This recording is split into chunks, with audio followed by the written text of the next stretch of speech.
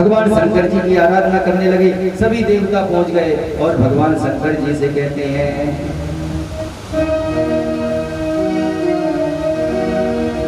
हरे अलख निरंजन सब दुख भंजन, अलख निरंजन सब दुख भंजन, शंकर भोलेनाथ सब दुख दूर करो, शंकर भोलेनाथ सब दुख दूर करो, अलख निरंजन सब दुख भंजन, अलख निरंजन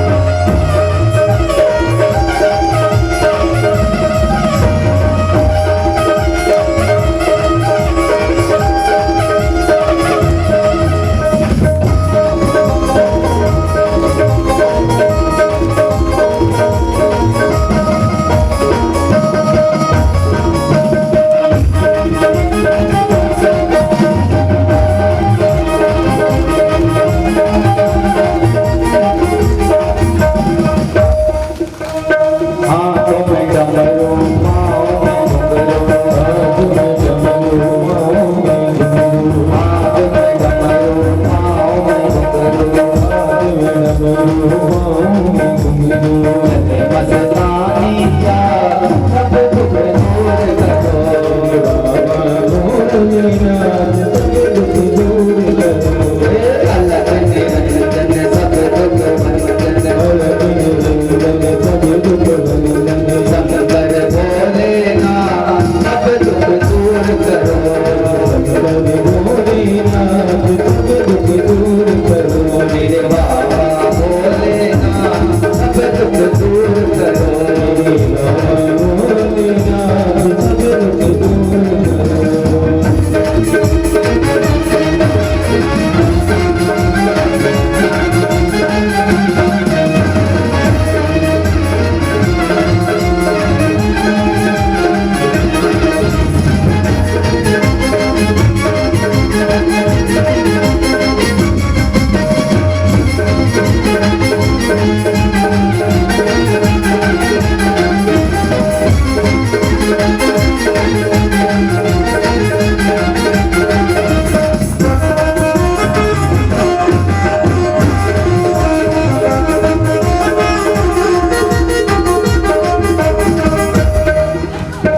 नंदी सवारी संग गौरा प्यारी, नंदी सवारी संग गौरा प्यारी, नंदी सवारी संग गौरा प्यारी, नंदी सवारी संग गौरा प्यारी। गोदी में गणपति लाल सब दुख दूर करो। गोदी में गणपति लाल सब दुख दूर करो। अलग निरंजन सब दुख भंजन, अलग निरंजन सब दुख भंजन, शंकर भोलेनाथ सब दुख दूर करो। शंकर भोलेनाथ सब दुख दूर करो। मेरे बाबा भोलेनाथ सब दुख दूर करो। मेरे बाबा भोलेनाथ सब दुख दूर करो।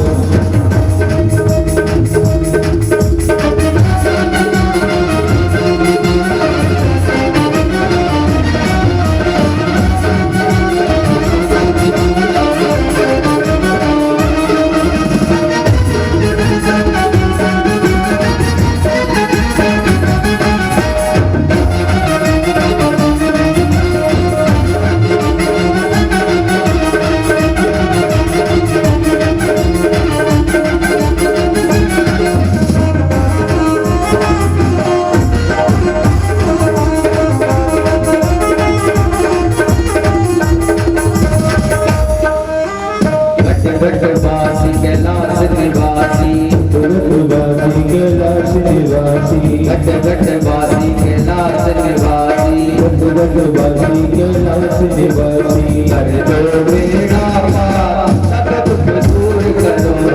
करो बेड़ा पार सब दुख दूर करो।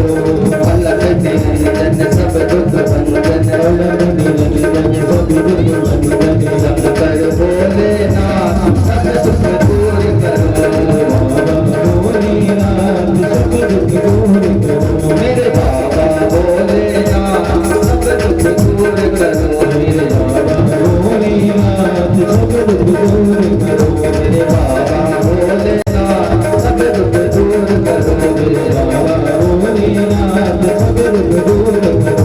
बाबा भोलेनाथ सब दुख दूर बोलो शंकर भगवान की जय। भगवान शंकर जी कह रहे हैं कि भक्तार्थम सहम कष्टम बाहुसो बहु यत्नता विश्वानर मुनिर दुःखम हतम ग्रहपतिर्भवत्। भगवान शंकर जी कह रहे हैं कि मैंने भक्तों के लिए अनेक बार कष्ट उठाया है। मैंने विश्वानर मुनि के घर गृहपति के रूप में जन्म लिया और उनके दुख को दूर किया है। हे हरे, हे ब्राह्मण, बहुत कहने से क्या, मैं सत्य कहता हूँ और मैं यह मेरी जो प्रतिज्ञा है उसे आप लोग अच्छी तरह सुन लें। जानते हैं कि जब कभी मेरे भक्त पर किसी प्रकार की विपत्ति आती है तो मैं उसी समय अपने सभी भक्तों को उनका दुख तत्क्षण दूर कर देता हूँ। इस समय तारकासुर के द्वारा जो विपत्ति आप लोगों पर आई हुई है उसे भी मैं जानता हूँ, उस दुख को भी मैं दूर करूंगा, यह सत्य सत्य कहता हूँ। यद्यपि मेरी विहार करने की रंच मात्र भी इच्छा नहीं है, परंतु आप लोगों के लिए पुत्र उत्पन्न करने हेतु गिरिजा से विवाह करूंगा। हे देवगणों, अब आप लोग इस समय निर्भय होकर जाओ, अपने अपने घरों को जाइए। मैं आप लोगों का सब कार्य सिद्ध करूंगा, इसमें विशेष विचार की आवश्यकता नहीं है। भगवान कह रहे हैं आप लोग निश्चिंत होकर जाओ, अब मैं अपने हिसाब से और पार्वती को वर प्रदान करूंगा, परंतु मैं अंतिम बार उनकी अभी परीक्षा और लूंगा। तपस्या तो पूर्ण हो गई है, लेकिन अभी परीक्षा बाकी है।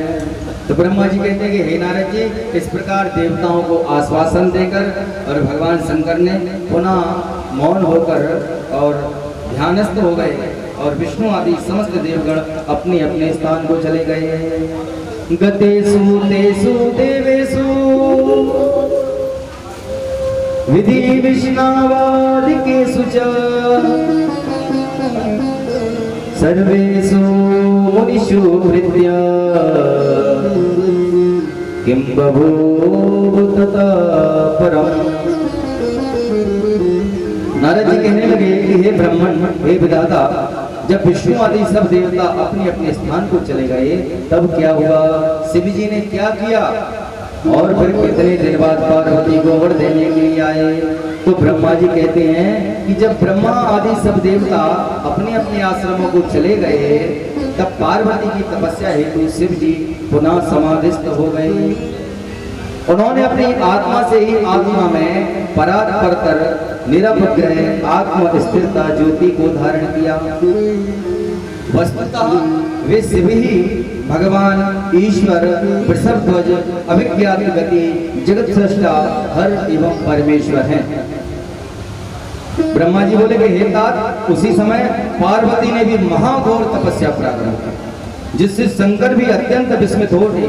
यद्यपि वे भक्त परतंत्र परमात्मा कभी भी समाधि से विचलित नहीं हुए, किंतु उस समय वे भी पार्वती की तपस्या के द्वारा और समाधि से विचलित हो गए। उन जगत सृष्टा वशिष्ठ आदि सप्त ऋषियों का स्मरण किया। वे सप्त ऋषि गण शिव के स्मरण करते ही नाना प्रकार के विविध विधियों का वर्णन करते हुए वहां प्रसन्नता से उपस्थित हो गए हैं। उन्होंने महेश्वर को प्रणाम कर हर्षपूर्वक गदगद वाणी से सिर झुकाकर कहा कि देव देव महादेव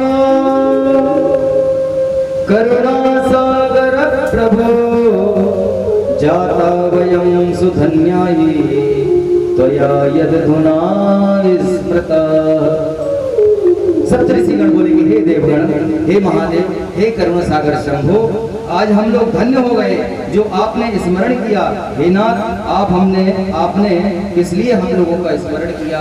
भगवान शंकर जी ने माता पार्वती की परीक्षा लेने के लिए सबसे पहले सप्त ऋषियों को बुलाया।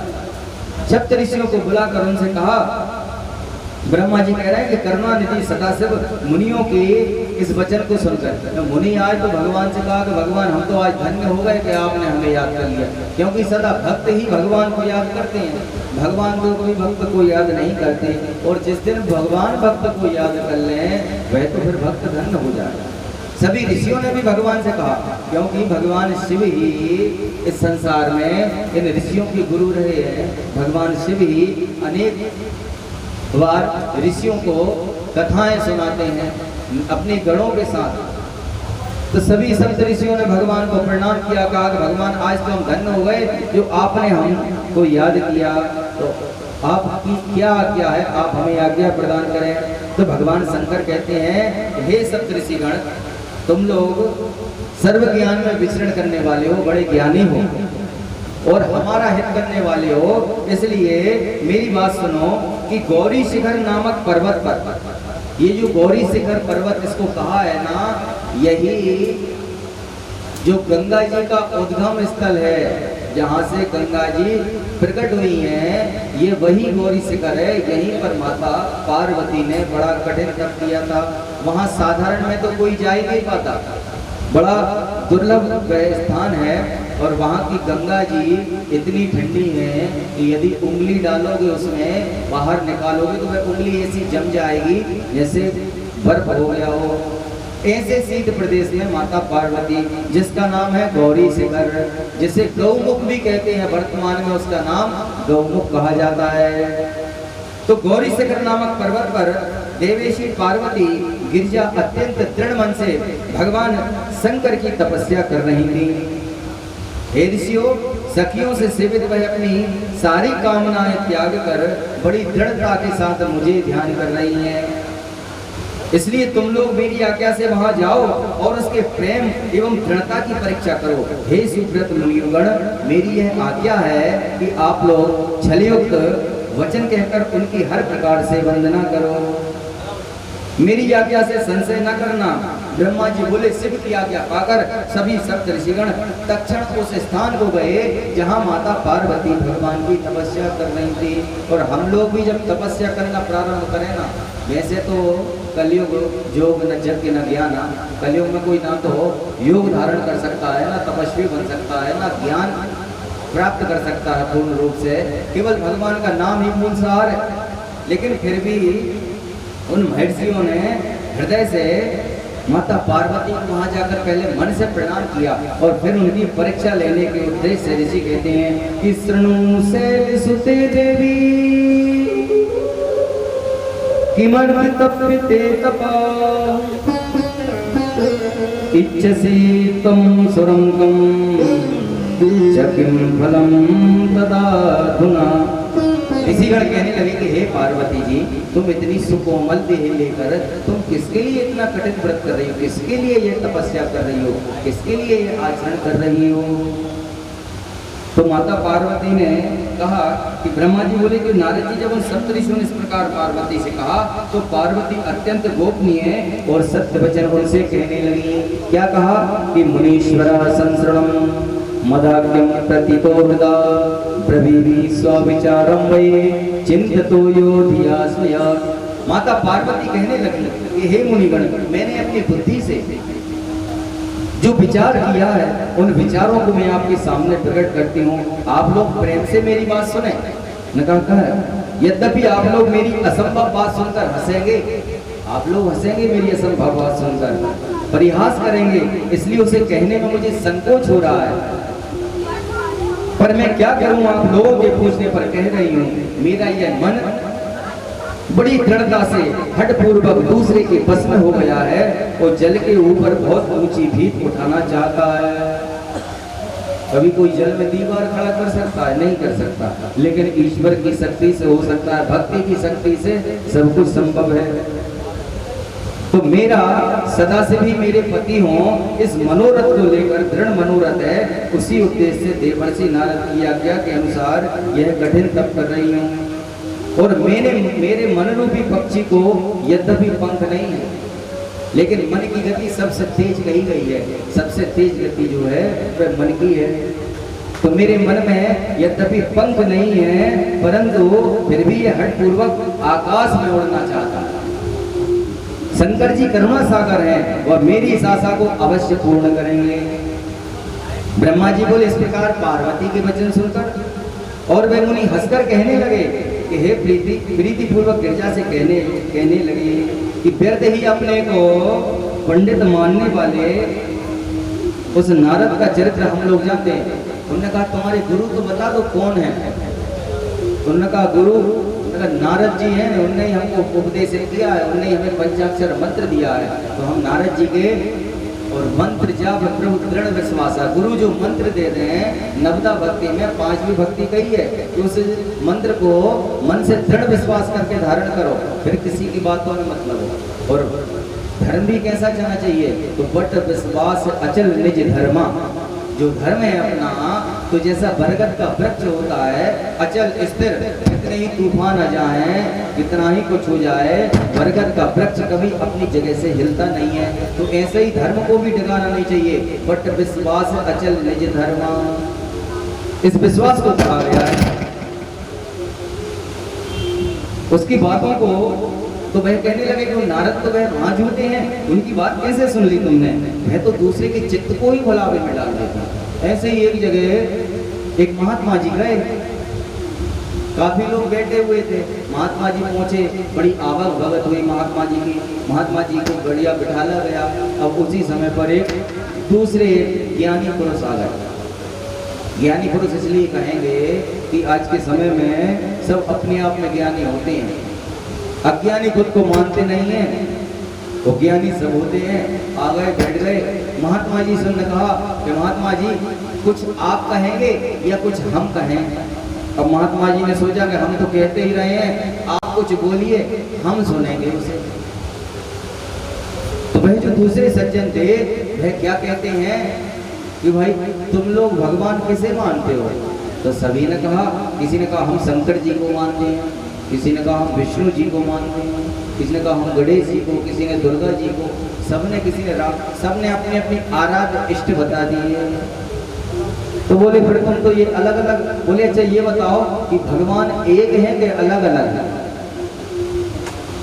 अब महात्मा जी बड़े कौतूहल, महात्मा जी ने सोचा कि इनका कुछ अलग से ज्ञान है जो बता रहे हैं। तो उन्होंने कहा भाई भगवान तो एक ही होते हैं। तो बोले अच्छा भगवान एक होते हैं, तो फिर तुम लोग तो इतने रूपों में उनको पूज रहे हो, तो फिर तुम सब झूठे हो, मतलब ये सत्य नहीं है। भगवान तो फिर तुम, भगवान तो उनका निर्गुण है, निराकार है, तुम लोग तो साकार रूप में, भगवान नहीं, भगवान एक होते हैं। उन्होंने कहा अच्छा सब ध्यान करो अपने अपने मन में। बोले करो ध्यान भगवान का, किसको क्या दिख रहा है? तो किसी ने कहा हमें शंकर जी भगवान दिख गए, किसी ने कहा राम जी दिख गए, गणेश जी दिख गए। उन्होंने कहा तो तुम सब झूठे हो, यानी भगवान होते ही नहीं, तुम लोग गलत सबको भ्रम में डाले हो। फिर क्या है? बोले भगवान तो वह पर तत्व है, वह तत्व है जो कभी किसी को दिखता ही नहीं है, एक ही होते हैं भगवान, अलग अलग नहीं होते। सबने कहा यार ऐसा ज्ञान तो किसी ने नहीं दिया, आप सही कह रहे हैं। सब उन महात्मा के जो दूसरे ज्ञानी पुरुष थे, सब ने उनको बड़ा आराध्य माना। बोले आपने जो ज्ञान दिया आज तक किसी ने दिया ही नहीं। अब बेचारे महात्मा बैठे थे, उन्होंने कहा तो भैया उल्टी गंगा बह रही है, भगवान के भक्त जो है भगवान को छोड़ छोड़ कर उसके पास जाना। उन्होंने कहा अच्छा ठीक है। महात्मा जी ने कहा कि एक प्रश्न हम भी पूछें आपसे? तो उन्होंने कहा हाँ जरूर पूछो। उन्होंने कहा आपके बाप कितने हैं? तो उन्होंने कहा एक है। बोले तुम सबके बाप कितने हैं? बोले एक है। बोले सब नेत्र बंद करो। बोले करो। सबने बंद कर लिए। बोले सब अपने अपने पिता का ध्यान करो, अपने अपने बाप का ध्यान करो। सबने ध्यान किया तो सबके, बोले सबको एक से देख रहे हैं क्या? बोले नहीं हमारे पिताजी अलग हैं। उन्होंने कहा हमारे अलग, सबके अलग अलग स्वरूप हैं। तो बोले बाप तो सबको एक ही है ना? बोले हाँ एक ही है, फिर अलग अलग क्यों दिख रहे हैं? उनका तुम्हारे क्या बहुत सारे बाप हैं? उनका नहीं नहीं एक ही है। तो ऐसे ही कह रहे देखो भगवान भी एक ही है, लेकिन जो जिसके रूप में माने वह वैसे ही है। अब कोई अगर शंकर जी के रूप में मान रहा है, क्योंकि सबके बाप एक से तो हो नहीं है, होते नहीं, सबके अलग अलग होती हैं, इसलिए ईश्वर तो एक है। जिस रूप में उसे मानोगे उस रूप में वह आपको दर्शन दे देगा। अनेक प्रकार से पार्वती जी के लिए उन्होंने यहाँ भ्रम में डालने की कोशिश की, लेकिन बट विश्वास अचल निज धर्मा, उनका अपने धर्म के प्रति, अपने गुरु के वचनों के प्रति ऐसा विश्वास था कि उन ऋषियों की बात नहीं सुन रही। कहने लगी कि देखिए आप जो कह रहे हैं हो सकता है वह सब सही है। आप कह रहे हैं कि भगवान शिव कुबेश को धारण करते हैं, हाँ बिल्कुल करते हैं, लेकिन आप पूरी तरह उनके अवगुणों को बता नहीं पा रहे, इससे और भी ज्यादा अवगुण हैं। उन्होंने कहा इससे अच्छा था तुम भगवान विष्णु जी की आराधना करो, उनके पास तो कितने गुण हैं। उन्होंने कहा हाँ आप उनके गुण भी कम बता पा रहे हैं, उनमें गुण भी बहुत ज्यादा हैं, तो आपने भगवान के अवगुण भी कम बता पाए और भगवान के गुण भी कम बता पाए। इसलिए प्रभु आप तो ऐसी कृपा करो कि हमें हमारा काम करने दो और आप यहाँ से पधारिए। हमें ऐसा ज्ञान नहीं चाहिए, हम तो अपने गुरु के वचनों में ही विश्वास करते हैं, और जो अपने गुरु के वचनों में विश्वास करता है उसकी सदगति निश्चित हो जाती है, और जो अपने गुरु के वचनों में श्रद्धा नहीं रखता, विश्वास नहीं रखता, उसका कार्य सिद्ध होते होते भी फेल हो जाता है, गड़ जाता है। अनेक प्रकार से सप्तऋषियों ने समझाना चाहा, लेकिन माता पार्वती जी भगवान शंकर की तपस्या में रत थी, अपने गुरु के द्वारा दिए गए मंत्र का जाप कर रही थी। कहने लगी कि देखिए यदि भगवान शंकर मेरे साथ विवाह नहीं करेंगे तो मैं आजीवन अविवाहित रहूंगी, लेकिन मैं ये सत्य कहती हूँ कि विवाह करूंगी तो भगवान शंकर से ही करूंगी। चाहे अग्नि शीतल हो जाए, चाहे सूर्य पूर्व की जगह पश्चिम से उदय हो जाए, तब भी मैं अपने हट से विचलित नहीं होंगी। और राजहट बाल हट, त्रिया हट, साधु हट, ये हट ऐसे होते हैं कि इनके हट के आ गए सबको पीछे हटना पड़ता है। बोलो शंकर भगवान की। सभी ऋषियों ने माता पार्वती को प्रणाम किया और उनको उनके मन से आशीर्वाद देते हुए वह भगवान शंकर जी के पास पहुंच गए और शिव जी के पास जाकर बता दिया कि वह पार्वती जी तो बड़े आपके लिए जो तपस्या कर रही हैं उन्हें कोई उनके धर्म से विचलित नहीं कर सकता। शंकर जी ने कहा अच्छा कोई नहीं कर सकता, तो उन्होंने कहा मैं स्वयं ही जाता हूँ। भगवान शंकर जी स्वयं ही ब्रह्मचारी करो, उन्होंने कहा एक काम करो तुम हमारी निंदा करो जाकर। भगवान अब कोई ऐसा होगा कि भगवान की निंदा करे, क्योंकि हरिहर निंदा सुने जो काना, जो कान भगवान हरि और भगवान हर यानी विष्णु और शिव की निंदा सुनते हैं, हरिहर निंदा सुने जो काना होए महापाप गौ घात समाना। ऐसा पुराण कहते हैं, वेद कहते हैं कि ऐसे कान यदि सुन ले भगवान की निंदा तो गौ हत्या के समान उनको फल प्राप्त होता है। भगवान ने कहा भाई कोई नहीं जाएगा हमारी निंदा करने। सबने कहा प्रभु आपकी निंदा तो आप ही कर सकते हैं। और आज के समय में अपनी निंदा कोई सुन नहीं सकता, करने की बात तो दूर है, किसी की थोड़ी सी बुराई करके देख लो, फिर देखो जमीन आसमान एक हो जाएगा। इतनी सी बात कोई किसी की नहीं सुन सकता आज के समय में।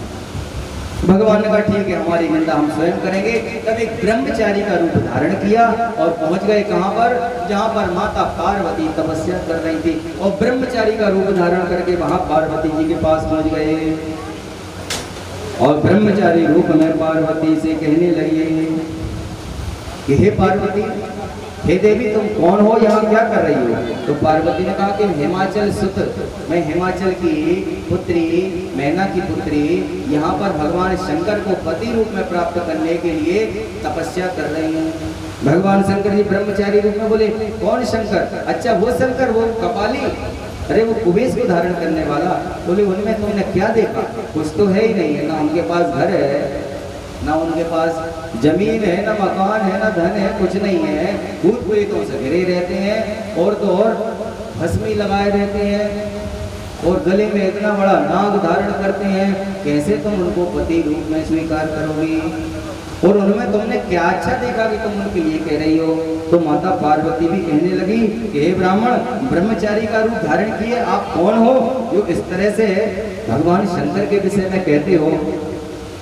ब्रह्मचारी ने कहा कि हम तो यहाँ से निकल के जा रहे थे और हम भगवान विष्णु जी के अनन्य उपासक हैं, भगवान विष्णु जी का नित्य भजन करते हैं और भगवान विष्णु जी जैसे देवता को छोड़कर तुम इन शिव का ध्यान कर रही हो। अरे यहाँ तो तुम्हें दुख ही की दुख मिलना है और कुछ नहीं मिलना। लेकिन पार्वती जी बोली कि हे विप्र, ना तो मैं सावित्री हूँ, ना मैं लक्ष्मी हूँ और ना ही मैं सरस्वती हूँ, मैं हिमालय की कन्या हूँ और मेरा नाम पार्वती है। और जैसे मेरे पिता दृढ़ है ना, ऐसे ही मेरा संकल्प भी दृढ़ है। पूर्व जन्म में मेरा नाम सती था और मेरे पिता ने मेरे पति का अपमान किया, इसलिए मैंने अपना शरीर त्याग दिया और पुनः मैं अपने पति को प्राप्त करने के लिए ये महान कठिन तप कर रही हूँ। किंतु यह मेरा दुर्भाग्य था, मुझे भगवान शंकर मिल भी गए थे, सहज ही उपलब्ध हो गए थे, मिल गए थे, लेकिन कामदेव जब बीच में आए तो कामदेव को भगवान ने भस्म कर दिया और अंतर ध्यान हो गए। बस ये मेरा दुर्भाग्य था, अतः मैं भगवान शिव को प्राप्त करने के लिए तपस्या कर रही हूँ। अनेक प्रकार से उन ब्रह्मचारी शिव ने अपनी ही निंदा अपने ही मुख से की, लेकिन बहुत काल तक कठोर तप करने के बाद भी जब भगवान शंकर जी प्राप्त नहीं हुए, तब माता पार्वती ने सोचा कि मैं अग्नि में प्रवेश करूं। किंतु जब मैं अग्नि में प्रवेश करने का सोच ही रही थी, उसी क्षण तुम आ गए, तो क्षण मात्र के लिए मैं रुक गई। अब आप पधारिए और मैं अपने आप को अग्नि में समर्पित करूंगा। यदि भगवान नहीं मिलेंगे तो मुझे फिर ये जीवन भी नहीं चाहिए। अनेक प्रकार से पार्वती जी ने उन ब्रह्मचारी शिव को भगवान के विषय में कहा और कहा कि मैं तो भगवान शिव को ही पति रूप में प्राप्त करना चाहती हूँ। अच्छा आप अब यहाँ से जल्दी जाओ, अन्यथा आप यदि ब्राह्मण ना होते तो मैं आपको उचित दंड देती, क्योंकि ब्राह्मण बालक और स्त्री ये अबद्ध होते हैं, इनका वध किसी को नहीं करना चाहिए और तीन पर सदा दया करना चाहिए। किस पर? बालक, वृद्ध और भूखा और पागल। हमेशा दया करो बालकों पे, भूखे लोगों पर, पागल पर, जो मानसिक विक्षिप्त होते हैं। ज़्यादातर लोग तो उनको दुख काटते हैं, जबकि शास्त्र कहते हैं कि इन पर दया करो, बालकों पर दया करो, भूखों पर दया करो।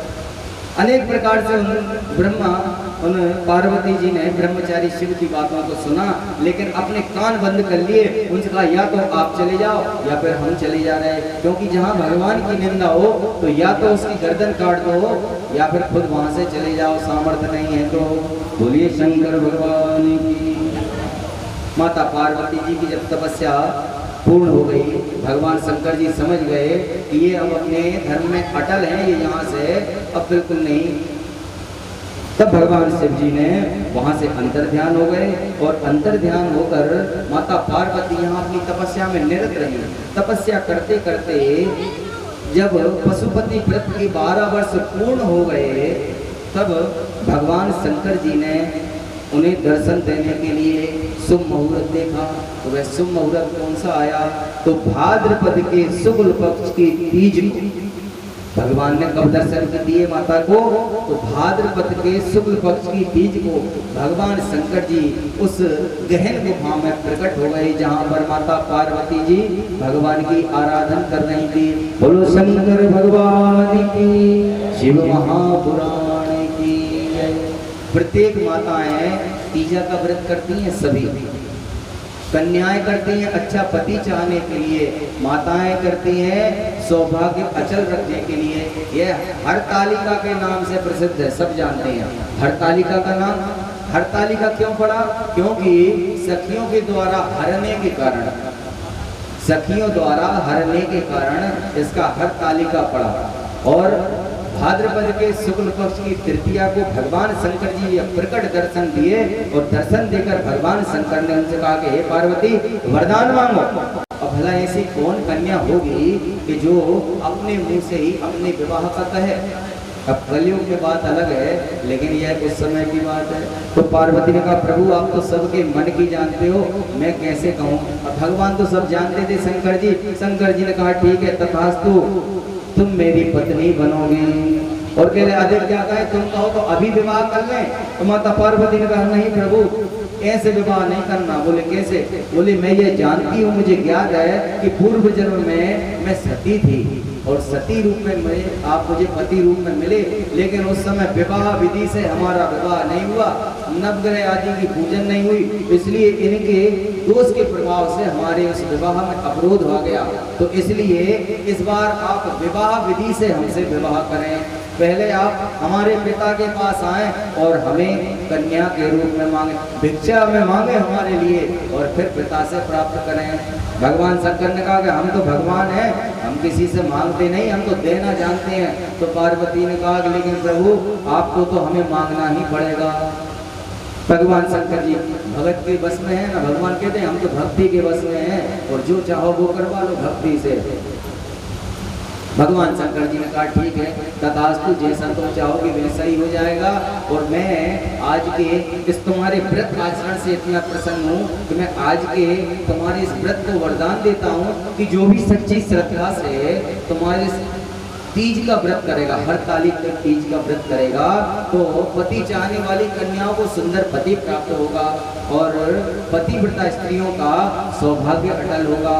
और जिस तरह से तुमने व्रत किया है, यानी इस व्रत को जो इस विधि से कहेगा कि उस दिन अन्न नहीं खाया जाता, जल नहीं पिया जाता, दूध नहीं पिया जाता, किसी प्रकार का कुछ सेवन नहीं किया जाता, केवल क्या वायु भक्षण की जाता है, अन्न जल दूध आदि। और उन्होंने कहा भी कि जो स्त्री इस व्रत को धारण करेगी हरतालिका तीज को, यदि वह चोरी से अन्न खाएगी तो वह चोरी से अन्न खाएगी तो ग्राम सूत्री बनेगी, दूध पिएगी तो सर्पनी होगी, यदि सोएगी तो अजगरी की योनि प्राप्त करेगी। और जो अपने पति को धोखा देगी तो वह मुर्गी की योनि प्राप्त करेगी। इसलिए विशेष तौर पर सौभाग्यवती स्त्रियों को इस व्रत को धारण करो तो पूर्ण नियम से, और यदि व्रत धारण नहीं कर सकते तो केवल भगवान का अभिषेक कर लो, लेकिन व्रत को खंडित मत करो। बोलो शंकर भगवान की, शिव महापुराण की। भगवान शंकर जी ने इस प्रकार वरदान दिया और माता पार्वती जी उस तपस्या को पूर्ण करके उन शिवलिंग को लेकर और गंगा जी में विसर्जन करने आई। जब विसर्जन किया तो उसी समय पर माता पार्वती जी को ढूंढते हुए हिमालय और मैना देवी वहां पर आ गए। देखा तो अपनी पार्वती को प्राप्त करके बड़े प्रसन्न हुए। तभी से ये इस व्रत का प्रारंभ हुआ कि बालू की रेत से भगवान शंकर जी का अभिषेक किया गया। और हरतालिका तीज के दिन भगवान ने दर्शन दिए, इसलिए उसका नाम हरतालिका तीज पड़ा। सौभाग्यवती स्त्रियां और कन्या और अपनी कामना पूर्ण करने के लिए पुरुष भी उस व्रत को धारण कर सकते हैं। माता पार्वती ने इतनी कठिन तपस्या की है कि संसार में आज तक ना तो किसी ने ऐसी तपस्या की और ना ही कोई कभी कर सकता है। जितने भी साधु संत महात्मा ये जो तपस्या करते हैं अग्नि की धूनी लगाते हैं, ये माता पार्वती जी के द्वारा ही प्रारंभ हुआ है। इन्होंने ही गर्मियों के समय में धूनी जलाकर, सर्दियों में जल में खड़े होकर और बारिश में खुले आकाश में बैठकर भगवान का नाम जप किया और भगवान की कृपा प्राप्त की। तो इस तरह से पार्वती जी ने भगवान से कहा कि भगवान ऐसे अब विवाह नहीं होगा, आप तो पूरे ग्रह आदि नक्षत्र आदि सबको शांतिपूर्वक विवाह करना। तो पहले हमारे पिताजी को हमसे मांगो, दान में मांगो, फिर विवाह बारात लेकर आओ, तब जाकर हम आपके साथ चलेंगे। और भगवान शंकर जी ने तो ऐसा कहा है कि भक्तों के वश में है, इसलिए जो जैसा चाहेगा उसे भगवान वैसा फल प्रदान कर देंगे।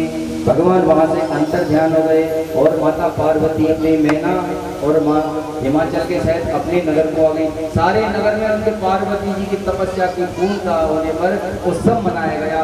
अनेक प्रकार से भगवान ने पूजन, अनेक प्रकार से पार्वती जी को नाना प्रकार के अलंकारों से सजाया गया। इस तरह से माता पार्वती की तपस्या का चरित्र आप सबने सुना। कल हमारे इस शिव महापुराण में भगवान शिव एवं माता पार्वती का विवाह की कथा होगी और उसी समय पर सजीव हम भगवान के दर्शन भी करेंगे। यहाँ पर शिव और पार्वती जी के स्वरूप को सजाया जाएगा। तो कल भी सभी लोगों को समय के साथ यहाँ पर उपस्थिति देना है। भगवान शंकर जी की बारात में, माता पार्वती जी के विवाह में सबको अपना अपना सहयोग देना है। दो प्रकार के खाते होते हैं संसार में, एक चालू खाता होता है और एक एफडी होती है। चालू खाता तो वह होता है कि कभी भी जमा कर दो, कभी भी निकाल दो, और एफडी होती है कि एक बार जमा करो और 20 साल बाद निकालो। ऐसे धर्म के दो खाते हैं। पहला खाता तो षट कर्मम दिने दिने, जो 6 प्रकार के कर्म मनुष्यों को बताए हैं ना, स्नान, जप, पूजन, हवन, दान, अतिथि सत्कार, ये 6 जो कर्म हैं तो ये चालू खाता है। ये धर्म करने से नित्य हमें, अपन कहते हैं ना, कभी कोई दुर्घटना होते होते बच्चे अरे बोले भगवान हमारे पुण्य आड़े आ गए, तो यही है वो जो पुण्य आड़े आ गए ना, ये आपका खाता है चालू खाता। और एक एफडी होती है कि हम जब कोई कथाओं के आयोजन करते हैं, कोई विशेष व्रत, कोई अनुष्ठान, कोई संकल्प करते हैं, तो ये भगवान कब देता है? जब हमें उसकी सबसे अधिक आवश्यकता होती है। और हम तो नगर खेड़ापति पर 12 वर्षों से ये खाता खुलवा रहे हैं, एफडी करवाते हैं सबकी। 1 महीने आओ, शंकर जी बनाओ, जो कुछ चढ़ाना है चढ़ाओ, नहीं तो हमसे लेकर चढ़ाओ, लेकिन भगवान की आराधना जरूर करो। 12 साल से खाते खुलवा रहे हैं, नित्य चालू खाता भी है और एफडी भी है। और यहाँ भी भगवान की कृपा से आप लोगों के लिए बता रहे हैं। तो ये भगवान की कथाएं, एक बार और कहा है कि जहाँ भी कथाएं सुनने जाओ संकल्प पूर्वक सुनो।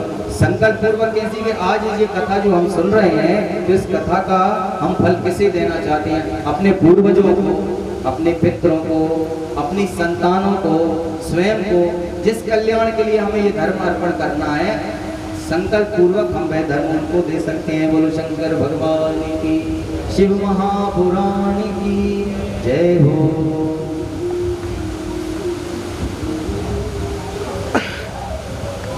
श्री शिव महापुराण के अंतर्गत आज षष्ठम दिवस में हमारे नगर के बड़े ही सहज सरल और आत्मीय स्नेह से सबसे मिलने वाले पूर्व विधायक जी श्री निशंत जी जैन हमारे यहाँ उपस्थित हैं। श्री विकास जी शर्मा जी भी हमारे यहाँ उपस्थित हैं। श्री अमित दुबे जी, श्री राहुल जी, अच्छा महेश्वरी जी, तो सभी को यहाँ से व्यास गादी से खूब खूब आशीर्वाद है। आप लोग व्यास गादी पे आ सकते हैं। इसके बाद फिर हम कथा के समापन की ओर चलेंगे।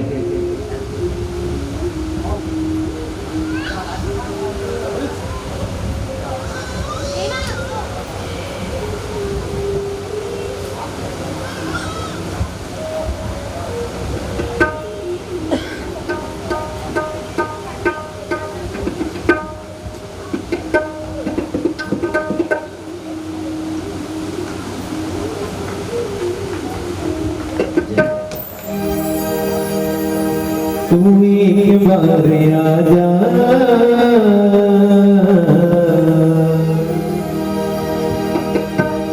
तू एक बार आजा महाकाल की शरण में, तू एक बार आजा महाकाल की शरण में।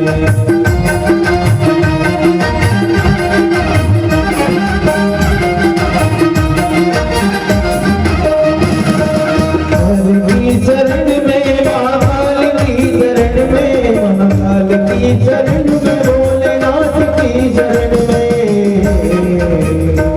तू एक बार आजा महाकाल की शरण में।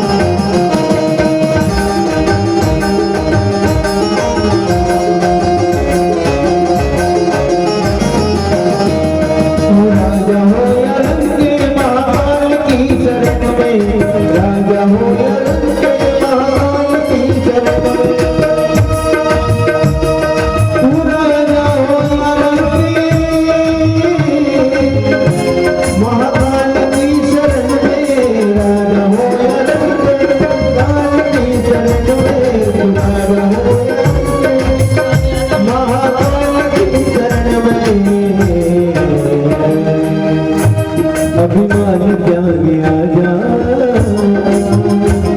अभिमान त्यागी आजा महाकाल की, अभिमान त्यागी आजा महाकाल की शरण में, एक बार आजा महाकाल की शरण में। सिया राम। हमारे बीच में श्री यशपाल यादव जी वरिष्ठ पत्रकार जी भी यहाँ पर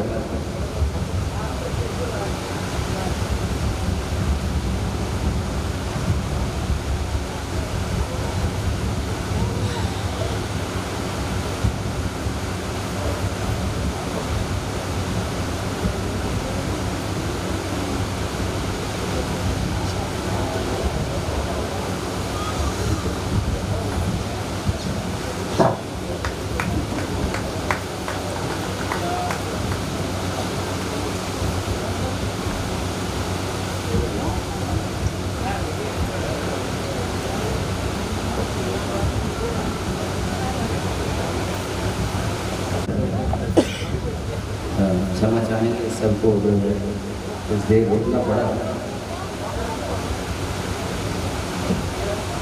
माता पार्वती की तपस्या पूर्ण हो गई।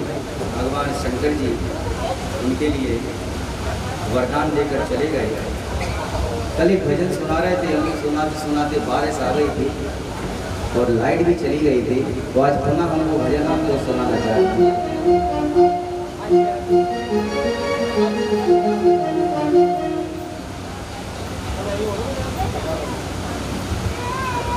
भगवान शंकर की ऐसी माया है कि दुनिया बनाने वाले, दुनिया बनाने वाले, कैसी तेरी माया है, कहीं बरसात कहीं धूप कहीं छाया है, धूप कहीं छाया। दुनिया बनाने वाले, दुनिया बनाने वाले, कैसी तेरी माया है, कहीं बरसात कहीं धूप कहीं छाया है, कहीं बरसात कहीं धूप कहीं छाया है।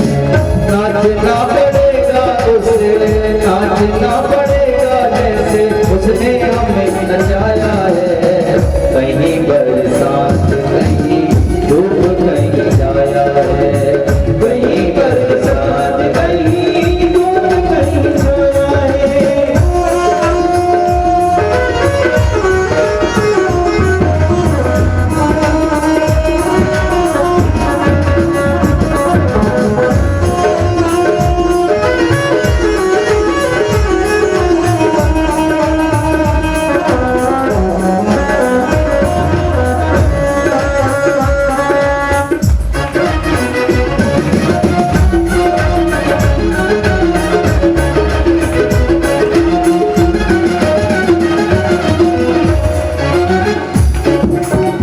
दुनिया बनाने वाले, दुनिया बनाने वाले, कैसी तेरी माया है, कहीं बरसात कहीं धूप कहीं छाया है, कहीं बरसात कहीं धूप कहीं छाया है।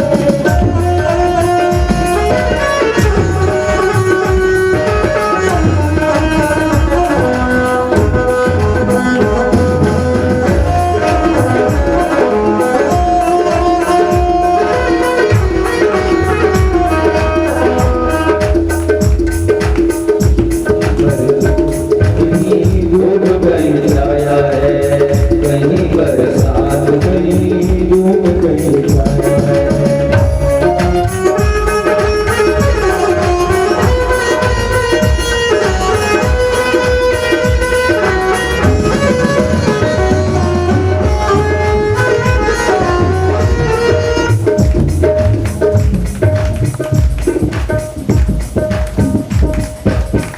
बोलो शंकर भगवान की।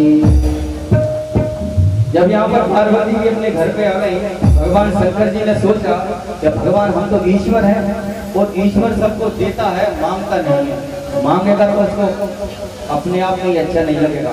भगवान ने सोचा जब मांगना तो पड़ेगा, कैसे मांगे? तो भगवान ने फिर एक युक्ति निकाली। उन्होंने कहा यदि हम शंकर जी बन के गए और फिर हमने मांगा तो अच्छा नहीं लगेगा, तो फिर उनका वेश बदल दिया। तब भगवान शंकर जी ने ब्रह्मचारी का रूप धारण किया। यदि नट बन के गए, तो नट सब जानते हैं ना, नट क्या होते हैं? नट होते हैं जो खेल दिखाते हैं, जो खेल दिखाते हैं वे नट होते हैं। तो नट का रूप धारण करके भगवान शंकर जी और हिमालय के घर में गए। वहां माता पार्वती जी के सहित और रानी मैना थी। हिमालय उस समय पर भगवान विष्णु जी की पूजन करने गए। अब नट के रूप में भगवान शंकर जी आए और आकर खेल दिखाने लगे। खेल दिखाते हैं ना नट, तो ऐसा वैसा खेल नहीं, भगवान शंकर जी ने अनेक प्रकार के करतब दिखाए। साथ में नंदी जी थे, अनेक प्रकार के करतब दिखाए। बदल बदल के भगवान कभी उन्हें विष्णु जी का रूप दिखा देते, कभी ब्रह्मा जी बन जाते चतुर्मुखी, कभी इंद्र के वेश में, कभी अग्नि के वेश में, और एक बार शंकर जी का वेश धारण किया। सभी रूप दिखाए। रानी मैना बड़ी प्रसन्न हो गई और रानी मैना ने उनसे कहा कि अब आप क्या चाहते हो, कुछ हमसे इनाम में ले लो, जो मांगोगे वो ले लो, क्योंकि आपका जो कर्तव्य आपने दिखाया है ये तो बड़ा सुंदर था, कुछ भी ले लो, सब कुछ दे सकते हैं हम। तो उन्होंने कहा सोच लो महारानी। उन्होंने कहा हाँ आप मांगो तो सही, क्या चाहिए, हम तो अधे नहीं हमारे पास कुछ भी देने के लिए। उन्होंने कहा ठीक है, आपको देना है तो आपकी ये पुत्री का दान हमें दे दो। अब नट की इतनी बात सुनी कि बड़ी क्रोध में आ गई। क्रोध में आकर माता ने और उनसे कहा कि अरे दुष्ट, तुम्हें लज्जा नहीं आती, नट होकर और राजकुमारी की कामना करते हो, मांग रहे हो तुम, यहाँ से दूर हो जाओ, धन दौलत रुपया पैसा चाहिए हो तो ले लो, कोई अपनी कन्या किसी को देता है क्या इनाम में, कुछ नहीं मिलेगा। अब उसी समय पर भगवान ने तो मांग लिया, उनने मना कर दिया। भगवान जाने लगे, तभी रास्ते में कौन आए? मैना, जो हिमाचल पर्वत थे, वे पूजन करके लौट के आए। अब जब पूजन करके लौट के आए तो हिमाचल पर्वत कहाँ, उन्होंने देखा भगवान शंकर जी को। तो भगवान शंकर जी के गले में जो माला डली हुई थी ना, ऐसी की ऐसी माला वे अभी भगवान विष्णु जी के लिए पूजन में प्रयोग करके आए थे। उनने देखा कि इन नट के गले में जो हमने अपने भगवान जी को अभी अर्पण की थी जो माला, वह माला तो इनके गले में है। तो उन्होंने सोचा ये तो भगवान ही है, और वह तो भगवान के दर्शन करते हुए भगवान को चले गए। हिमाचल राजा आए तो मैना देवी ने उनसे कहा कि ये नट थे और ये ऐसा ऐसा कर रहे थे। तो उन्होंने कहा मुझे तो इनका भगवान के दर्शन हुए, क्योंकि जो माला मैंने अभी उनको पहनाई थी श्री हरि विष्णु को, वही मैंने इनके गले में देखी। पार्वती जी ने जरूर पहचान लिया, ये नहीं पहचान पाए, लेकिन भक्त तो भगवान को पहचान ही लेता। पार्वती जी ने पहचान लिया कि ये तो हमारे स्वामी हैं, यही तो है भगवान शंकर जी। जब वो चले गए तो उन्होंने कहा आप लोगों ने पहचाना नहीं, ये भगवान शंकर जी थे और यह मुझे मांगने आए थे। अब तो हिमाचल राजाओं में ना प्रसन्न हो गए कि बताओ भगवान ही मांगने आ गए। उन्होंने कहा ये खेल दिखाने वाले नहीं थे, ये तो वेश धारण करके आए थे। तो इसलिए आप बिल्कुल निश्चित शंकर जी में प्रीति रखो और मेरा विवाह इनसे ही करवा दो। बोलो शंकर भगवान की, शिव महापुराण की। अब नट के खेल देखकर और सब लोगों ने तो यही सोचा कि भाई ये तो कोई बहरूपिया है। अब ऐसे ही एक गांव में एक नट के ऊपर से ही कथा आती है। एक बार एक पंडित जी थे, 12 वर्ष तक वह काशी में रहकर उन्होंने भगवत का ज्ञान हासिल किया। भागवत महापुराण को उन्होंने अध्ययन किया। पहले छोटी आयु में ही बालकों को भेज देते थे, तो 8 वर्ष की आयु में उन ब्राह्मण देव को काशी भेज दिया गया। उनने 12 वर्षों तक वहाँ शिक्षा दीक्षा हासिल की और बढ़िया भागवत जी के अच्छे वक्ता हो गए, बढ़िया कथा कहने लगे, बढ़िया कर्म कांड में हो गए। अब जब वो शिक्षा पूर्ण हो गई तो अपने घर पे आ रहे थे। अब 20 वर्ष की आयु हो गई थी, 20 वर्ष की आयु, बढ़िया योग्य ब्राह्मण, भागवत महापुराण साथ में गुरु का दिया हुआ। अब स्टेशन पर आए, रेल में बैठे, कलयुग की घटना है। रेल में बैठकर और पंडित जी आ रहे थे, साथ में भागवत जी महापुराण थी। अब रास्ते में किसी ने, और माला थी साथ में, भगवान का भजन कर रहे, राम राम राम राम राम राम भजन कर रहे भगवान का। लेकिन उसी समय पर किसी चोर ने, किसी जेब कतरे ने पंडित जी की जेब ही काट ली। उनको पता नहीं है कि हमारी जेब कट गई, और किसी को पता भी नहीं चलता। पता चल जाएगा, चोर पकड़ा जाएगा। जब जेब कट गई पंडित जी की, तो कटी हुई जेब में अब एक जगह किसी स्टेशन पर गाड़ी रुकी तो उन्होंने सोचा चलो कुछ फलाहार हो जाए। फलाहार करने के लिए उस स्टेशन पे उतरे और बाहर एक केले वाला खड़ा था, ठेला लेकर। केले वाले के यहाँ गए, बोले भाई केले दो, आधा दर्जन केले दे। तो उसने केले इकट्ठे किए। अब उन्होंने कहा पैसे दे दें। जैसे ही जेब में हाथ डाला तो यहाँ से हाथ डाला और यहाँ से बाहर निकल गया। बोलो शंकर भगवान। उन्होंने कहा अरे ये तो जेब फट गई। उन्होंने कहा हमारी जेब ही कट गई। अरे राम राम। बोले बताओ, ब्राह्मणों को भी नहीं छोड़ा, हम तो भगवान का भजन कर रहे थे और हम तो राम राम भज रहे थे और इतने में हमारी जेब कट गई। केले वाले से कहा भाई तुम्हारे केले नहीं चाहिए। उन्होंने कहा क्यों नहीं चाहिए? बोले हमारी जेब कट गई। उन्होंने कहा वैसे ही ले लो। उन्होंने कहा नहीं भाई, हम जो है भिक्षावृत्ति नहीं करते, हमने ब्राह्मण हैं, हम भिक्षा नहीं मांगते, हम तो कर्म करके और फिर उसका धन ग्रहण करते हैं। हम तो कथा कर सकते हैं, पूजन कर सकते हैं, यज्ञ हवन कर सकते हैं। उन्होंने कहा अच्छा ठीक है, नहीं लेना तो आपकी इच्छा। अब उनके मन में आ गया कि भाई बिना टिकट यात्रा भी नहीं कर रहे, क्योंकि बिना टिकट यात्रा करेंगे तो क्या पता क्या हो जाए, टीसी कब आ जाए, कब जो है इज्जत खराब हो जाए। ऐसा जब उन्होंने मन में सोचा तो बिना टिकट। अच्छा ज़्यादातर तो लोग टिकट लेकर ही यात्रा करते हैं, लेकिन कुछ लोग ऐसे होते हैं कि जो बिना टिकट कभी यात्रा नहीं करते, चाहे टीसी आए या ना हो। अच्छा ज़्यादातर माता हैं तो कहीं यात्रा करने जाती हैं, ऐसा नहीं है कि हम आप लोगों की बुराई कर रहे हैं, लेकिन आप स्वयं अपने अंदर झांक के देखना। अधिकतर तो सब यही सोचते हैं टिकट विकट मत लो, क्या होगा, कोई नहीं आएगा, यही तो चल रहा है भोपाल का, कोई नहीं आएगा। लेकिन अक्सर जब बगैर टिकट लेके आप जाओगे, जब भी टीसी आएगा और तभी आपके पैसे लग जाएंगे। गुरु शंकर भगवान की। पंडित जी ने कहा भाई हम बगैर टिकट के तो हम यात्रा नहीं करेंगे।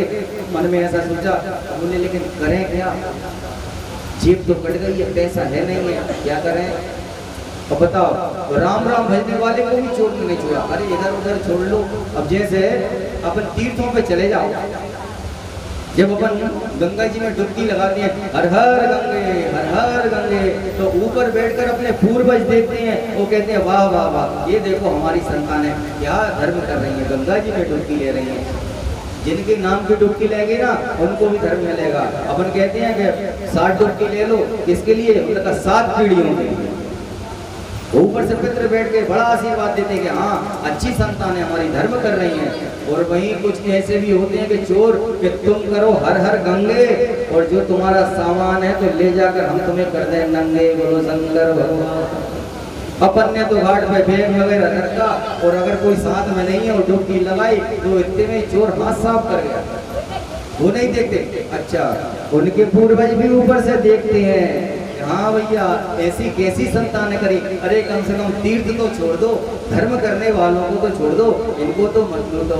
लेकिन चोर तो चोर ही होता है, वह नहीं देखता कि ये पंडित जी का धन है या किसी गरीब का है, उसे तो धन चोरी करने से मतलब है। अब पंडित जी ने सोचा चलो धन चला गया, चले जाने दो, कोई बात नहीं है, भागवत जी तो है हमारे पास, हमें पूजन करना तो आता है, मंत्रों का ज्ञान तो है, तो हम तो कहीं ना कहीं यहाँ भागवत जी से और कुछ धन इकट्ठा कर लेंगे। तो वो धन इकट्ठा करके और फिर हम कहाँ चले जाएंगे, टिकट लेके फिर चले जाएंगे। तो 2-3 किलोमीटर दूर एक गांव देखा, अच्छा बैकवर्ड एरिया था, वह बैकवर्ड एरिया था। तो उन्होंने मन में ऐसा सोचा कि भाई ये जो गांव दिख रहा है, यहीं चलो कोई तो मिलेगा, तो कुछ नहीं तो भैया भागवत का पारायण करेंगे, कथा सुनाएंगे, जो कुछ मिल गया। क्योंकि संतोषी ब्राह्मण सदा सुखी और लोभी ब्राह्मण सदा दुखी। जो लोभ में रहता है वह सदा दुखी रहता है, इसलिए संतोष रहना चाहिए कि जो मिल जाए हम उसमें संतुष्ट हैं। तो ऐसा सोचकर उन्होंने और वहाँ गए, वह जहाँ पर वह गाँव था 2-3 किलोमीटर दूर गए, और 2-3 किलोमीटर दूर जाकर उन्होंने पैदल ही चले गए। अब पहुँचे, अपन भी कहीं जाते हैं तो सबसे पहले देखते हैं कि हमें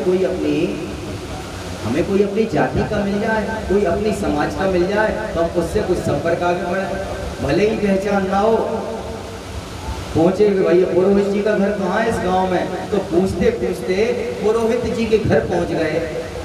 अब पुरोहित जी भी पढ़े लिखे तो थे नहीं, वो गांव में भी स्कूल आदि थे नहीं, साक्षरता थी नहीं, उस समय पर पिछड़ा देश था, भारत देश में कम जो है उस समय पर शिक्षा थी, आश्रम अधिक हुआ करते थे, जहाँ ऋषियों द्वारा ऋषि परंपरा से छात्रों को पढ़ाया जाता था। ऐसे स्कूल नहीं थे, शिक्षा भी नहीं थी। हाँ उस समय पर तो मदारी लोग घूमते थे, खेल दिखाने वाले घूमते थे।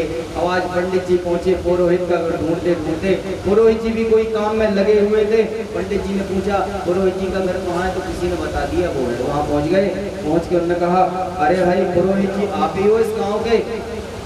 उन्होंने कहा हाँ हाँ हम ही हैं, अपने काम में लगे रहे, कुछ कहा ही नहीं उनसे। उन्होंने कहा भैया हम ब्राह्मण हैं, काशी से आए हैं, काशी से। अरे उन्होंने कहा तुम काशी से आए हो या दिल्ली से या कलकत्ता से, हमको क्या लेना है?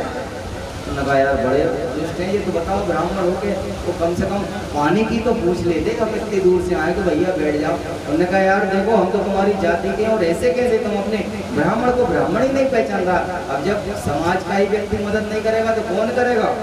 थोड़ी उनको बात जमी, बोले ठीक है बैठ जाओ, क्या बात है, क्यों आए हो? उन्होंने कहा भाई हम ऐसी बात है, काशी से आए हैं, जेब हमारी कट गई है और हम भिक्षा मांगते नहीं हैं, तो हम तो कुछ कथा करना चाहते हैं, तो तुम्हारे गांव के पटेल के यहाँ कथा करवा दो हमारी, और जो कुछ मिलेगा हम उसी में संतुष्ट हो जाएंगे। हम ये नहीं कह रहे कि हमको इतना चाहिए, जो मिलेगा एक बार ले चलो। उन्होंने कहा भाई अब तुम नहीं मान रहे तो चलो, बाकी हमने तो ये पहली बार सुनी है तो भागवत जी क्या होती है, हमारे यहाँ तो जानते ही नहीं है, कोई नाम ही पहली बार सुन रहे हैं कि भागवत भी कुछ होती है। चलो ठीक है नहीं मान रहे तो ले गए पटेल साहब के यहाँ। पटेल जी का चौपाल लगा था, 10-12 लोग उनके बैठे हुए थे और वह भी एक पत्थर की शिला पर बैठे थे। वह पत्थर की शिला उनका सिंहासन था। अब जब पहुंचे तो पुरोहित राम राम न, हाँ राम राम पुरोहित जी आओ कैसे? अरे बोले ये आए हैं, ये पंडित जी हैं, काशी से आए हैं और ये भागवत करना चाहते हैं आपको। अरे बोले भागवत है ये क्या होता है, हमने सुना ही नहीं है कभी।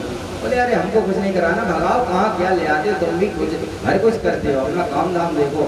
पंडित जी को बड़ा लगा कि बताओ यार इज्जत ही नहीं मिल रही, और आओ नहीं, आदर नहीं, और नैनन नहीं सने, तुलसी तहाँ न जाइए जहाँ कंचन बरसे मेघ।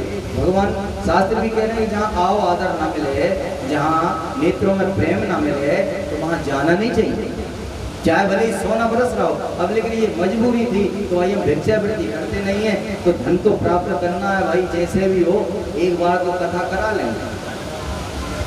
पटेल का नहीं हम कुछ नहीं कराते। अब पटेल के जो छोटे छोटे बच्चे भी थे वह भी सुन रहे थे, तो उनने सोचा कि ये पोटली रखे कितनी बड़ी, तो इसमें कुछ होगा, जैसे वो जादू दिखाने वाले आते ना, खेल दिखाने वाले, तो इसमें से कुछ निकलेगा। तो बच्चे जिद करने लगे पटेल साहब के, हमको भागवत जी देखना है, देखना है। पंडित जी ने कहा बताओ देखना है, अरे सुनाई जाती है, इनको देखना है। पटेल को बड़ा बुरा लगा। पंडित से कहा कि यार तुम भी क्या क्या ले आते हो, अब ये बच्चे नहीं मान रहे, ये खाए ले रहे हैं हमें। बोले दिखाओ इनको भागवत जी क्या है तुम्हारी, दिखाओ। उन्होंने कहा भैया, पंडित जी ने कहा हमें स्नान तो कर। अरे वो स्नान क्या होते हैं, तुम लोग करो, ऐसा कहा। तो पंडित ने कहा भैया ठीक है, मन का क्या ना करता, तो मंत्रों से ही शुद्ध कर लिया स्वयं को। ओम पवित्रो वा सर्वावस्थां गतो विवा या स्मरेत पुंडरीकाक्षं सा भाभ्यंतरः शुचि। मंत्रों से ही शुद्ध कर लिया पंडित जी ने अपने आप को। पटेल साहब उनके घर के भीतर चले गए। यहाँ कहा कि तुम भागवत जी दिखाओ। उन्होंने कहा भैया सुनाई जाती है, दिखाई तो नहीं जाती, लेकिन ठीक है जो है। जाकर उस शिला पे बैठ गए जहाँ वो पटेल बैठे थे, पत्थर की शिला पे। वहीं उनने अपनी पोथी खोल ली। अब जितने गांव के लोग बैठे थे वह भी वहाँ बैठ के देखने लगे। उन सब ने भी कभी सुना ही नहीं था। उन्होंने कहा देखेंगे क्या कुछ कर्तव्य दिखाने वाला है, इसमें से क्या निकलेगा, क्या पता बंदर निकालने, क्या निकालने, क्या खेल दिखाएं। तो अब सब बिल्कुल ऐसे करके और एक स्थिर आसन से देख रहे हैं। बच्चे भी बैठ गए दोनों। तब पंडित जी ने अपनी पोथी पत्रा खोला और शुरू हो गए पंडित जी, श्लोक शुरू हो गए। ओम गणपति धीरे धीरे श्लोक करते, कथा करते करते करते 30-40 मिनट 50 मिनट निकल गए, 1 घंटा होने वाला था। अब बच्चे तो इस इंतजार में थे कि अब इसमें से कुछ निकलेगा, अब इसमें से कुछ निकलेगा। उन्हें क्या पता कि ये क्या है। इतनी देर में वो पटेल भी अंदर गए थे, वहां से निकल के बाहर आ गए। वो बाहर आ गए, इतनी देर में वो भोजन करे आए, अकेले ही जाकर भोजन करके आ गए। और उनकी आदत थी कि भोजन करने के बाद सोना चाहिए, 1 घंटे 2 घंटे सोना है। वो कहाँ सोते थे, उसी शिला पे जहाँ वो पंडित जी बैठ के कथा कर रहे। तो वो आए ऐसे ऐसे और जमाइयाँ लेते हुए, वो देखा, उन्होंने कहा पंडित जी वहाँ जो बैठे रहने दो। खुद भी जाके लेट गए और सिर रख लिया पंडित जी की गोद में।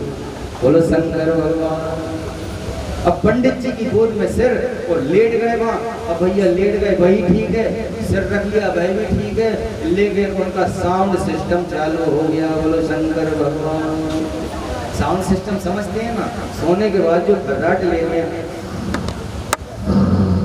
बार बार खर्राटे ले रहे हैं। अब पंडित जी ने कहा भैया सो रहे थे तो ठीक है, हम इधर श्लोक बोल रहे हैं, ये खर्राटे ले रहे हैं। अब तो उनसे रहा नहीं गया। युवा थे, 22 साल के, 20-21 साल के थे। उनसे कहा अरे पटेल भागवत जी सुन लो भैया, ये भागवत जी हो रही है।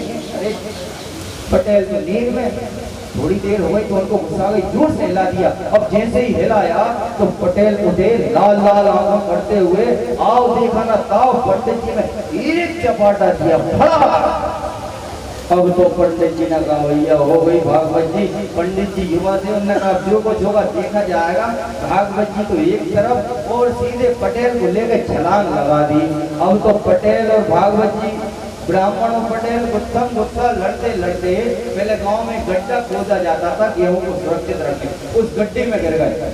अब पटेल तो खा पी के आए थे, तो बिल्कुल उनका हाथ पांव कब चल रहे थे और ब्राह्मण भूखा था, भूखा ब्राह्मण सिंह के समान, भूखा ब्राह्मण सिंह के समान। तो फिर तो वैसे ही युवा थे, अब गड्ढे में गिरे तो ब्राह्मण ऊपर छाती पे बैठ गए और जहाँ से लगे धनाधन, लगे धनाधन, लगे धनाधन। अब सब आ गए, अब आ गए तो उनकी पत्नी भी आ गई। पत्नी ने कहा ये तो हमारे पति पिट रहे हैं। उन्होंने कहा अरे भागवत मैया हमारे पति को छोड़ दो, तुम्हें जो चाहिए वो ले लो।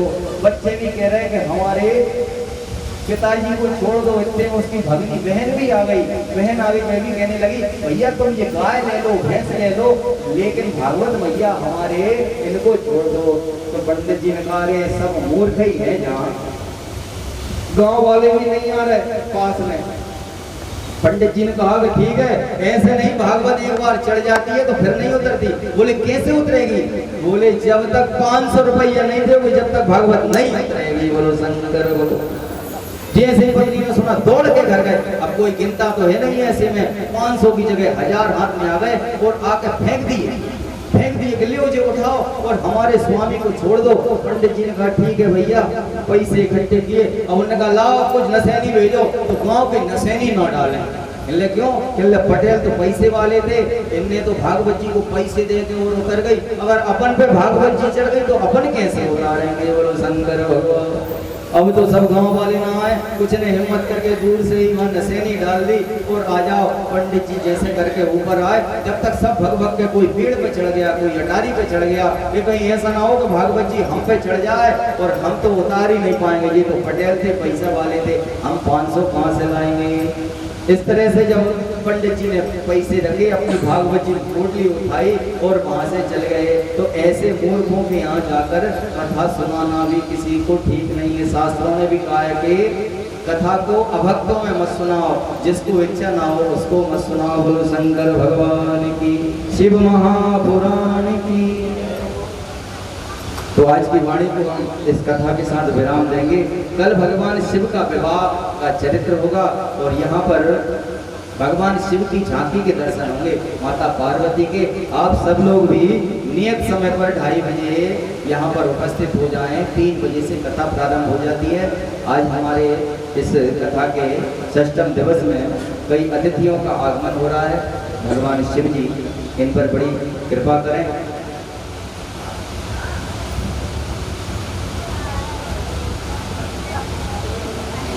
अच्छी संतानें हमारी धर्म कर रही हैं और वहीं कुछ ऐसे भी होते हैं कि चोर कि तुम करो हर हर उतरती। बोले कैसे उतरेगी?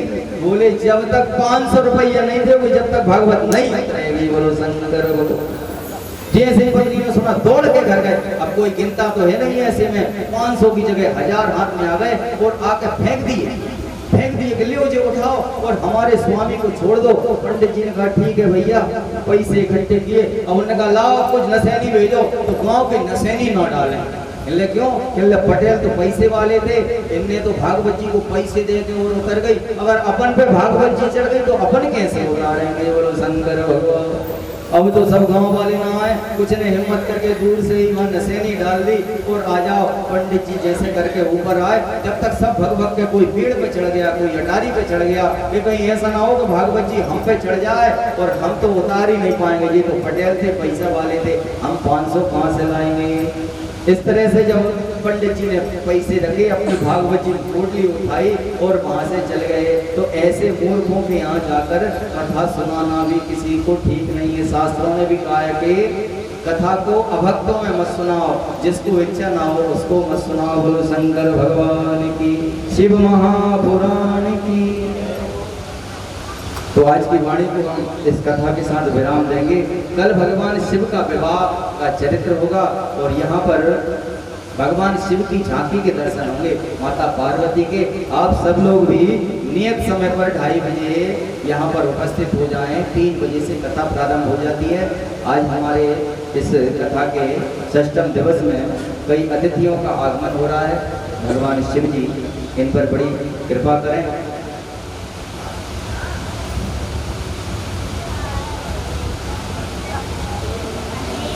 इस 6ठम दिवस के आयोजन में पूर्व मंत्री जी श्री वीर सिंह जी रघुवंशी जी भी उपस्थित हैं। व्यास मंच से उनको भी यहाँ आमंत्रित किया जाता है कि व्यास मंच पर पधारें और आशीर्वाद प्राप्त करें। एवं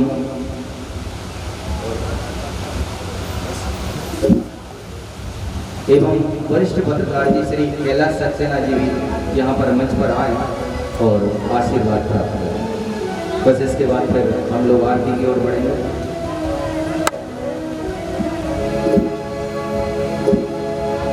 शिव की शरण में आजा,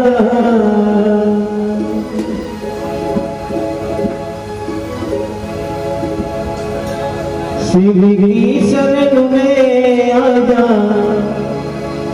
भोले की शरण में एक बार आजा, आजा भोले की शरण में एक बार आजा, आजा भोले की शरण में। शिव की शरण में आजा, शिव की शरण में आजा, भोले की शरण में एक बार आजा, आजा भोले की शरण में एक बार आजा, आजा भोले की शरण में।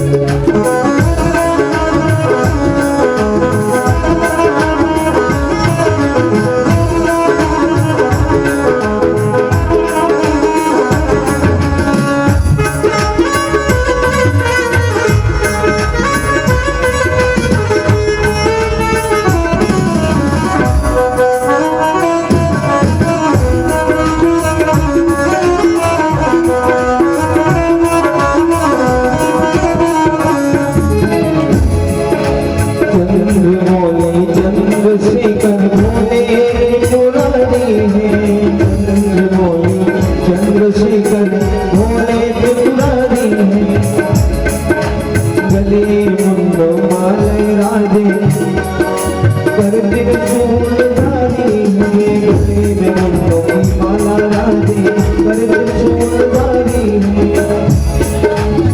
नंदी के सवारे से, नंदी के सवारे से भोले की शरण में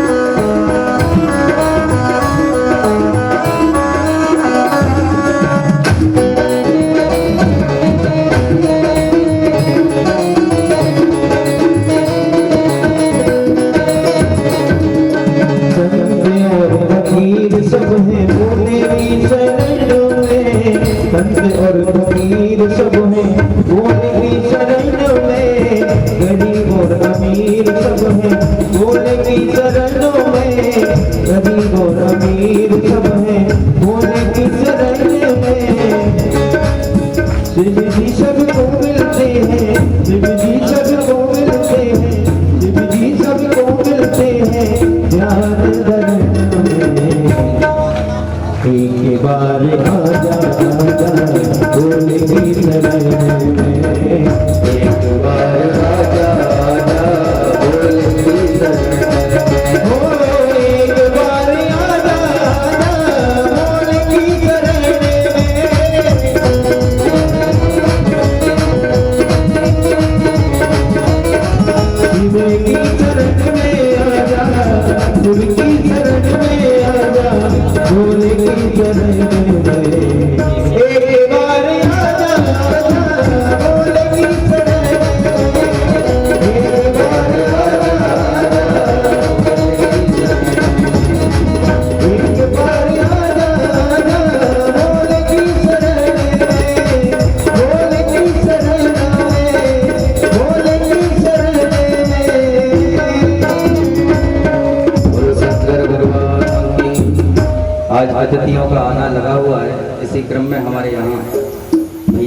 श्री मयंक टेनपुरिया जी एवं श्री नितिन दुबे जी एवं श्री सतीश शिल्पकार जी मंच पर उपस्थित हैं। श्री राजकुमार जी सैन जी आप भी जो है मंच पर आए। राकेश शर्मा जी,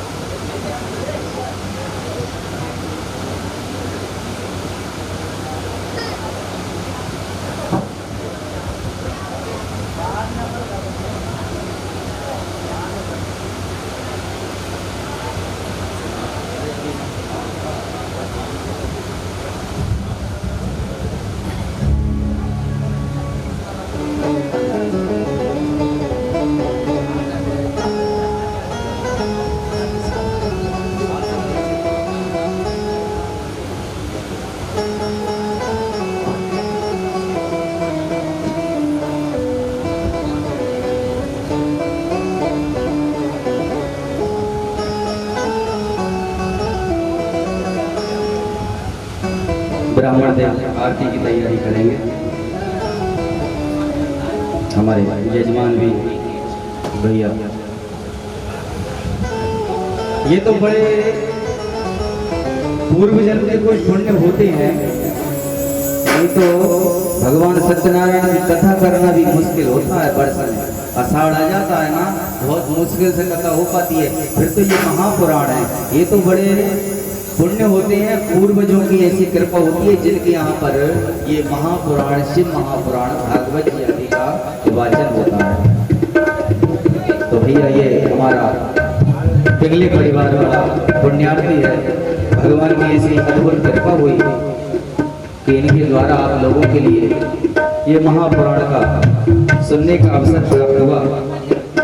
माध्यम कोई भी बन जाता है लेकिन उसका धर्म सबको मिलता है। तो इस पुण्यार्थी परिवार को व्यास मंच से खूब आशीर्वाद है। भैया रितेश जी और उनकी धर्मपत्नी श्रीमती हर्षा पिंगले जी यहाँ पर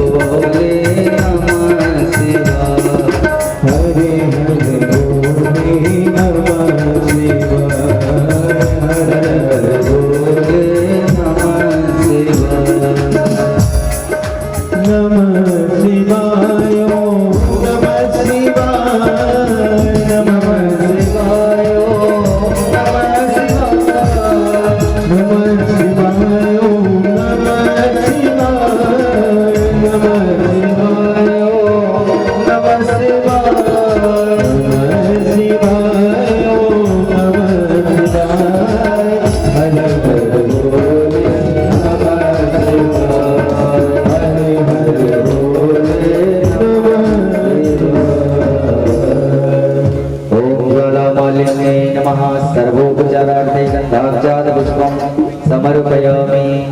इनका माइक खोल देना भैया। ओम विदगुम प्रविदे प्रजनन सवीरगुम सर्वगणगुम स्वस्ते आरुपन्नम पयोर्यतो अस्मासु दत्ता।